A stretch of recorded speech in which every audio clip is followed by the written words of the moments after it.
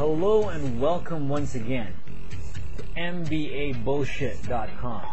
So our topic for this video is understanding put options. Okay? Remember, you can always go back to MBAbullshit.com. Alright? So now, alright, so in order to understand put options, I would like to first start with a story. Alright?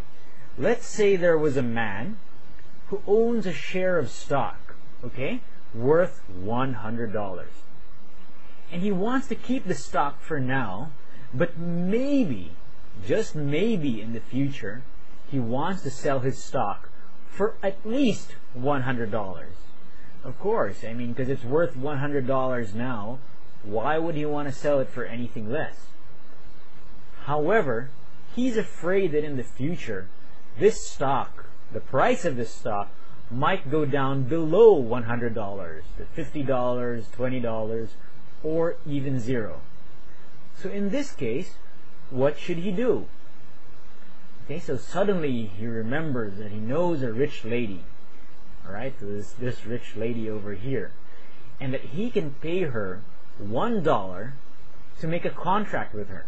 Alright, so he'll pay her $1 in order to convince her to sign a contract, okay, with him. And this is the contract over here. Alright, and in this contract it says that she will guarantee to buy his stock for $100 anytime in the next 5 years if he wants. Alright, so even if the stock price goes down to $0 or $50 or $20, she guarantees that she will buy it from him for $100. Okay, and let's pretend that this man over here is allowed to sell this contract to anybody else who can use it. Okay, so maybe in the future this guy changes his mind and he says, you know what, I really am sure that I do not want to sell this stock in the future, but maybe this guy over here, which is me, wants to sell this stock, this guy over here, which is me, also has the same stock, and I over here think that maybe I'd like to sell this stock for at least $100 in the future. So what happens here is this guy, okay, can sell this contract with the lady to me so that I can use it instead. Alright? So let's say that this guy is allowed to sell this same contract to anyone else who can use it. Okay? So now, can you guess what this contract is called? Alright? Well, it's easy. It's called an options contract. Okay? Because the man, okay, this man now has the option to sell, the option or the choice or the right to sell this stock at $100 to her for the anytime in the next 5 years if he wants to. Alright? So it's his option. Specifically, it's called a put option, meaning this man has the option or the choice to sell, okay, to sell this stock at a given price, which we know is $100, for a certain time, which we know in this case is 5 years. Okay? And the lady here, this lady here, is called the issuer of the option. Okay? So what's in it for her? Well, she bears the risk, but she earns $1. And she might have a similar contract with many other guys like this and earn lots of dollars for taking risks with many people. Alright? So now, very important, do not get confused with the buying and selling of this options contract, which happens now, okay, in this case, versus the buying and selling of the stock, okay, which possibly happens in the future. Okay? So, other things to remember. When I said that the man might use the options contract to buy or sell the stock, or in this case it's to sell the stock. Okay, buy the stock is in another case.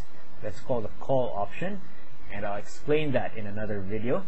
When I said that the man might use this options contract to sell the stock, in MBA bullshit language, we don't say use. Well, we can say use, but usually we say the man exercises the option. Okay? So if an MBA bullshitter says, "Oh, I exercised my option," okay, he's just bullshitting. But what he really just means to say is he used his option. Okay? And if the option is good for 5 years, then the date after 5 years is called the expiration date. So it's like a carton of milk or a stick of cheese or whatever, which has an expiration date. Okay? Or we can say that the options expire in 5 years.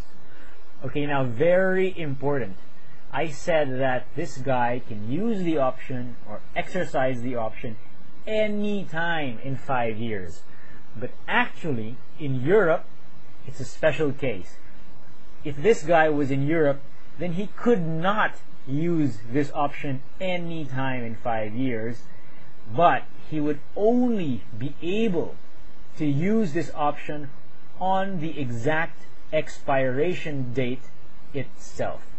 Okay? So remember that. And another thing to remember is that we kept on talking about this $100 that the man has the right to sell the option, right?